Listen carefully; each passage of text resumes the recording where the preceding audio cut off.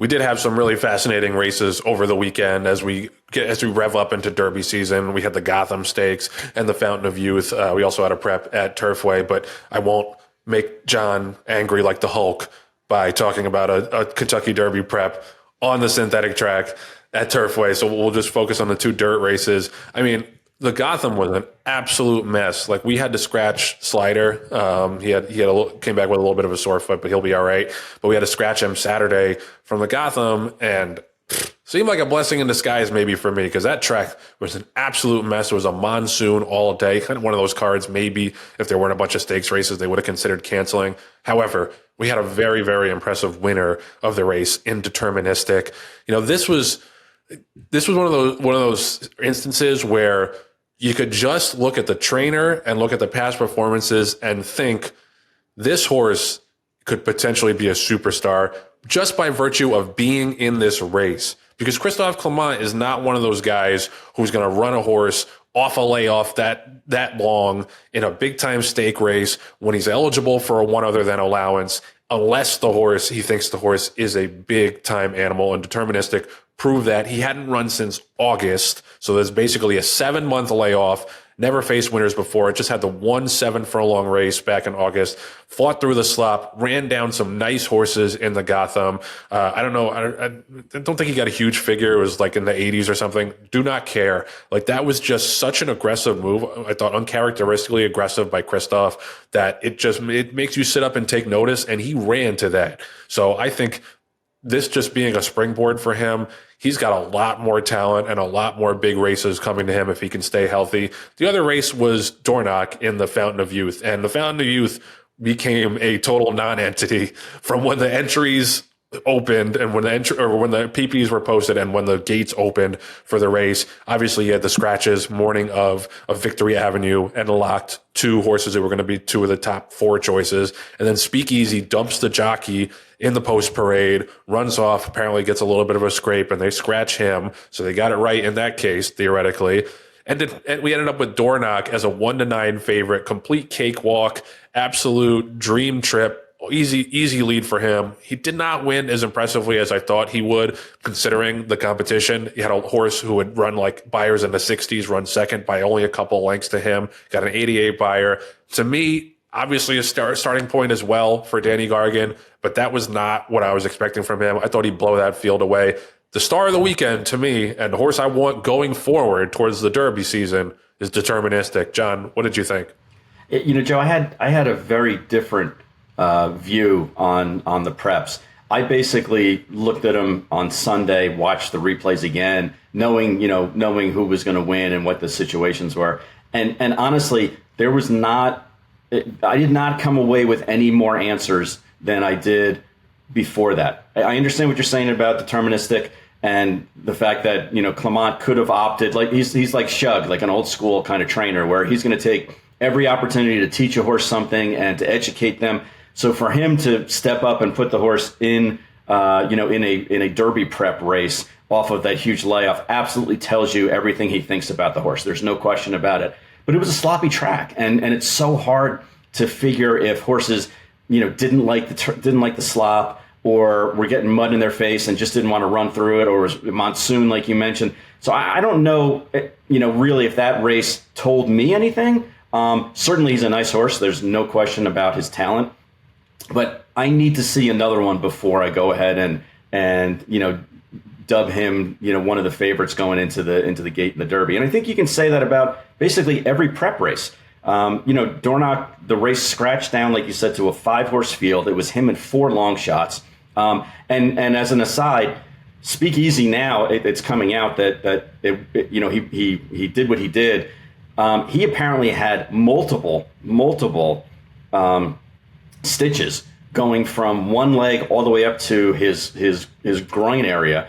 And even though they haven't announced it yet, he's going to be out for like months and months and months. It took a long time for them to do all the stitch work and everything like that. The rumor was that he almost became a gelding because he almost lopped his nuts off. That's how severe it was. I don't know if that's true or not, but that's certainly a rumor.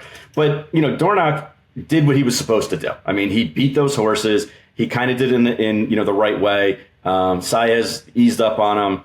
He ran in 88. And like Danny Gargan said before the race, he wasn't being cranked up for the Fountain of Youth. And I totally understand that. My sneaky suspicion is that Dornoch is going to show up again in the Bluegrass because Danny Gargan is a Kentuckian.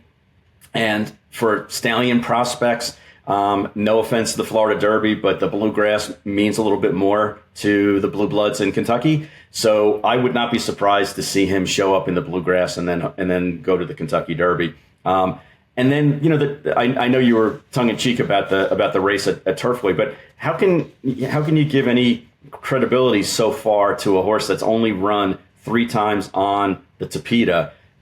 He did jump up and run 89 Beyer. He did win from the 10 post on an inside favoring racetrack, all meet that you want to be inside. So I do give him props for that. But again, he's another one. Until you do it on the dirt, I don't know what to make of that race. And California, it's like, come on, it's another 4-horse field. And a lot of people are saying, Baffert team put in Nisos because they were trying to scare away everybody. Where the fuck are these 3-year-old runners anyway in California? It's not like he scared anybody away. There aren't any 3-year-olds that are running in those Derby preps. So I'm not a big believer in that he put the horse in because he was trying to make it easier for his other entries. I don't believe that. But a 5-horse field, 4 of which were long shots in Florida. A Tapeta race, a Turfway, a Slop Fest in New York, and then a 4-horse field in California. Joe, I did not come away with this weekend any smarter than I did going into it. I got to disagree on deterministic, and I just because I think the sloppy track, you could say it hindered some other horses, but that was yet another variable thrown at him in addition to the layoff and the stretch out and the step up in class, and he handled it. Mm-hmm. You could say other horses might have been hindered, but bottom line is he fought through it and he got the dub and he got a 93 Beyer. So I think he's a serious.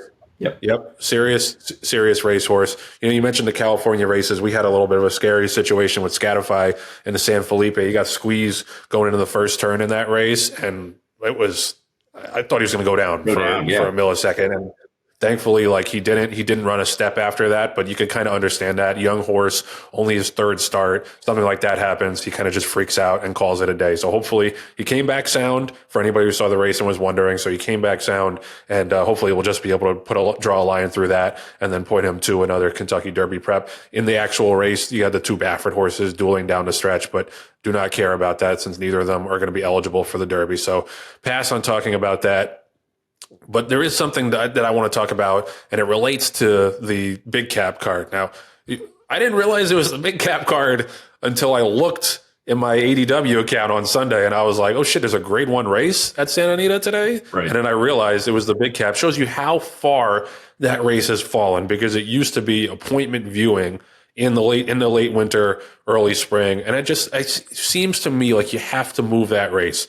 You just got to move it later in the season. I know that they have the old Hollywood Gold Cup that they don't want to compete with, but one of these races has got to go the way of the Dodo. It just is a terrible product, and it should not be a grade 1 race unless you can move it later in the calendar and then maybe get some of those Dubai or Saudi horses to point there to springboard their summer campaign, because right now it's a completely irrelevant race. It was won by Newgate, so a big weekend for Baffert. And the Kilroe Mile, Baffert won again. He could trade a turf horse now. Apparently, he got du jour to win the Kilroe Mile, but just it underscores how irrelevant that card is. That none of these horses are household names or somebody that I think you're going to have to deal with on Breeders' Cup Day in the Classic or the Turf or the Mile or any of those races. So that kind of leads me into the next subject, where it was announced last Friday that First Racing is doing a new $25 million racing and incentive series, which connects the Preakness with the new race that they're trying to kind of align with the Pegasus, called the California Crown. That used to be the Awesome Again Stakes, as well as the Pegasus World Cup. So those 3 races are going to be linked. The new series features more than $12.5 million in elevated purses and $7.5 million in incentives for both dirt and turf runners. And there's a $5 million bonus if you have a horse who sweeps the Preakness, the California Crown, and the Pegasus World Cup. Turf horses will have a similar bonus, $2.5 million if you can win the Dinner Party Stakes, the California Crown, John Henry Turf, and the Pegasus World Cup Turf Invitational. Also, they're going to bump up the purse of the Preakness to $2 million, which seems long overdue. They'll have 3.3 million in purses in overall on Preakness Day at Pimlico, which is now the most lucrative day in the event's history. So the California Crown is going to be basically on opening day at Santa Anita for the fall meet, what used to be the Oak Tree meet, September 28th. And so basically they're going to have a $1 million race there. They're going to have a $750,000 race for the Eddie D Turf Sprint and the John Henry Turf. And then obviously they're going to try to link that to the Pegasus card. I don't know, John. To me, this seems like this kind of money could be better spent elsewhere at Santa Anita, as like you're saying, the product has completely deteriorated.